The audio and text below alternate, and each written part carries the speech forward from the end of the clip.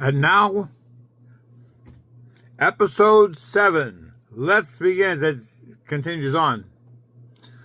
The seconds tick by as the sounds of Bigfoot, now thrashing about wildly, becomes even louder and moving in her direction. Her pulse races as her mind whispers loudly in her head, "Come on, clock, hurry! Speed up! He's getting closer!" The creature continues to move even closer, and the grim reality of being spotted is a real possibility. She begins to feel the ground tremble with vibrations with each moment of time. She focuses in the spot and prepares to make a mad dash for that spot when that time arrives. A flicker of light sparkles for just a moment from a nearby precipice. This has to be it, she says to herself. If she can make it to the zenith of the mountain, then perhaps the momentum from the top run could propel her downward safely to at least a better hiding spot. At least that's what she hoped. "I'm going to make it," Bailey says to herself as the clock winds down in her head. 5, 4, 3, 2, 1. She braces and lets ready to go. Boom! Freezes time. Time is frozen. She leaps forward with such force so quickly that her precious first steps begin to slide, and she inadvertently stumbles to the ground and falls flat on her stomach, hitting her forehead. She is only momentarily stunned as she climbs to her feet just in time as time unfreezes. The sound of falling rocks, pebbles, and dust all around scream out as in one voice to the large beast below. She begins to climb to her feet and attempts to pull herself up the steep 45-degree mountain on her hands and knees. The loud sound from this giant behemoth can only mean one thing. He must be almost on top of her, and she fears the worst. In panic mode, she desperately continues to push and press forward, refusing to look behind her and losing any precious ground. She has to get to the top no matter what. Her ears vibrate from the deep guttural sounds of the beast moving closer to her as Bailey is forced to look quickly over her shoulder. Her body tightens with fear as she makes eye contact with the wounded animal moving furiously toward her. The creature's rage is cruel, and his anger seems to boil with each second as he scampers on all four as well up the mountain in hot pursuit. The clock is ticking, and her deep fear is that it's not ticking fast enough for her to freeze time. Bigfoot is making great gains as he gets closer to the top of the hill. The creature is getting closer by the second as she feels her own muscles just a little more push. Her heart becomes heavy as she begins to feel its hot breath on her shoulders.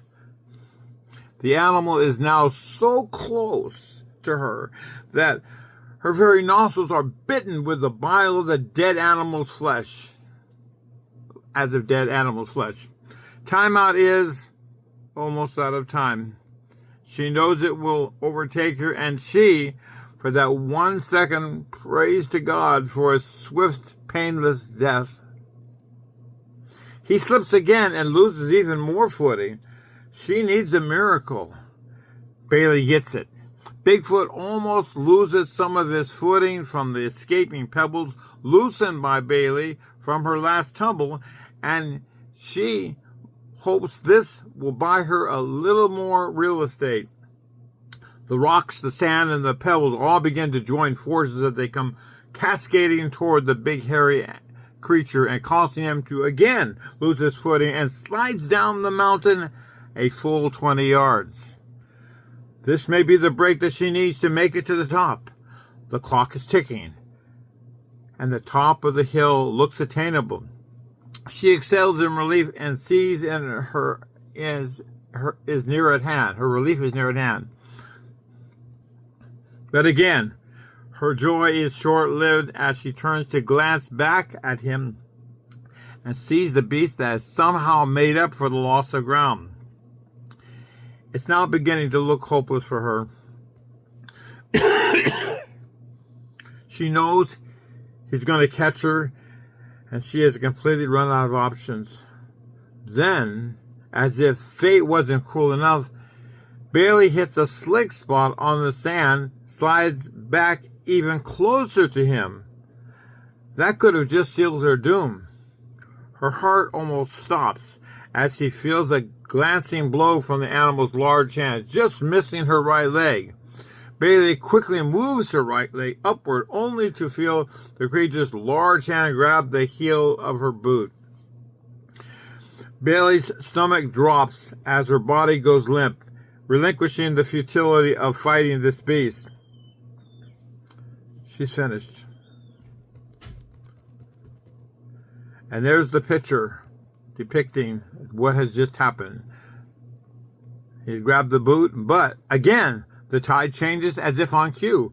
The ground unexpectedly shakes, causing Bigfoot and Bailey both to slide down the mountain another 5 yards. The beast has a vice-like grip on her foot, and she realizes he's not going to let her go. Bigfoot struggles to move toward her on all fours once again, but as he struggles to keep from sliding and losing his grip on her foot. Bailey grabs hold of a very sturdy ledge with both of her hands and attempts to kick the beast with her good leg, hoping that he will release her. The blows do no damage and only infuriates the beast even further. She gets an idea.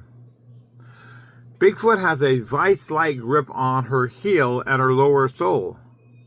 If she can wiggle her foot out of the boot, then she could escape him. Notice the picture. She balls her toes as tight as she can and pulls upward. To her surprise, the boot slides off and quickly, sending a stunned Bigfoot to the ground, slipping down the hill with only her right foot in his large hand. She is surprised how well that worked.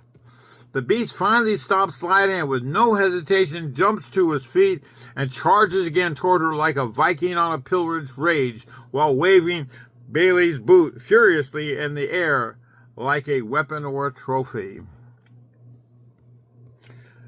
For that key moment, she forgets about her time-freezing power and boldly thrusts herself blindly over the precipice without a second thought. For that second, she feels safe.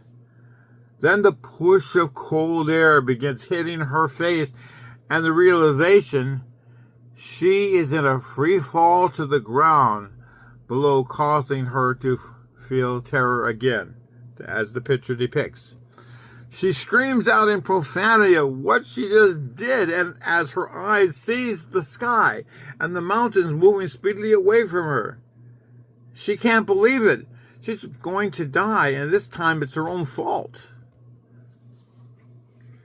In those few seconds before death, her memories of her giving birth to her twin boys, her first husband, being at the lake with him, and with her best friend Joelle, all seem to echo with Rebozo as her hairs pull itself mercifully over her eyes, shielding her from the view of death.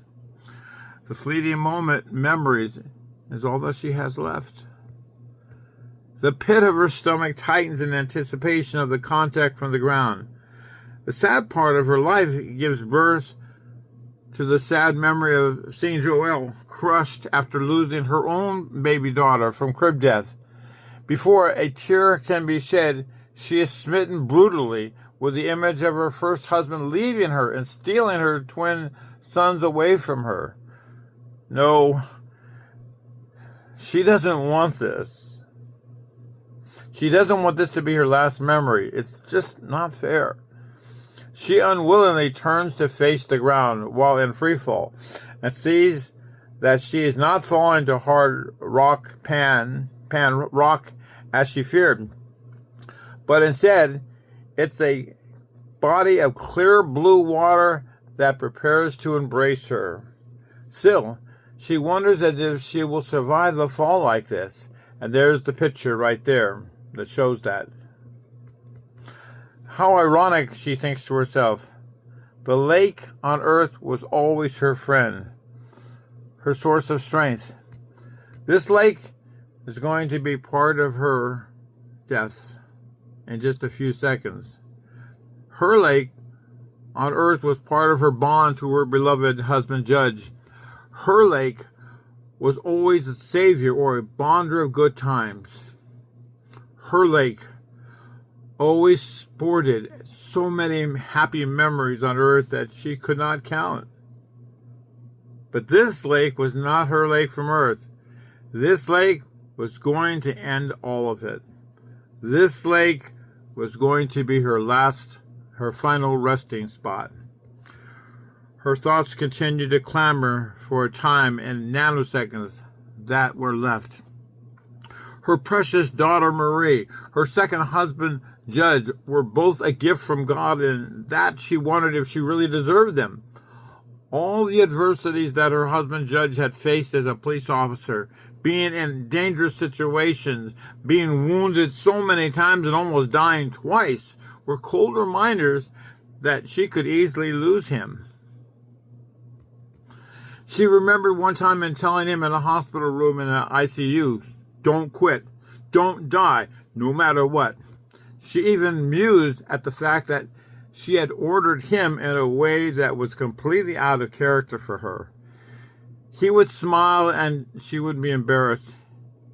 Yet despite his rough, catatonic gravel type voice that always seemed to worsen with his medication, he would struggle to tell her as softly as he could, "You too, lover.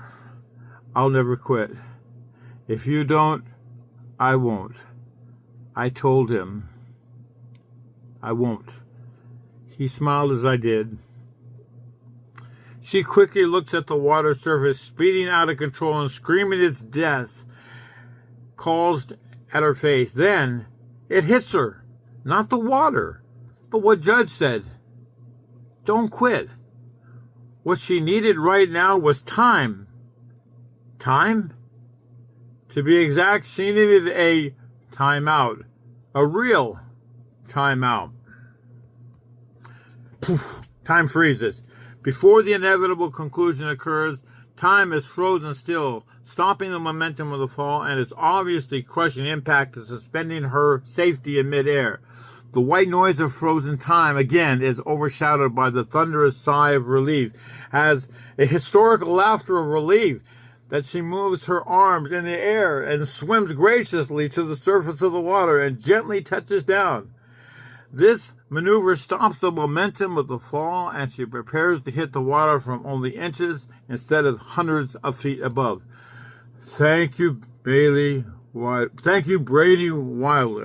she says out loud when the 5 seconds elapse.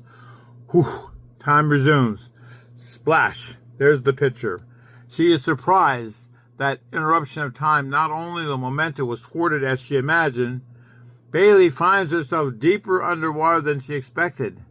She again quickly thanked Brady for her superpower suit as she quickly finds the power switch to activate her head plastic bubble dome that he jokingly said he designed it for her so she could keep her hair dry during times like this. She calms down and looks upward to the blending images of the twisted 5 suns above her, through the watery prism. She's okay, and she's going to be okay, she says in a quick prayer and smiles to herself as she gently pushes herself upward like a beautiful mermaid to the surface of the ground. And that concludes this one. Chapter 6, The Big Splash. Chapter 6, The Big Splash. Next episode. Thank you for viewing. Stick with us, folks. The story gets even better and takes twists and turns. And we're almost done with the Bigfoot segment, but there's more to come. So thank you. Be sure you subscribe. Be sure you share. And we appreciate it. Thank you.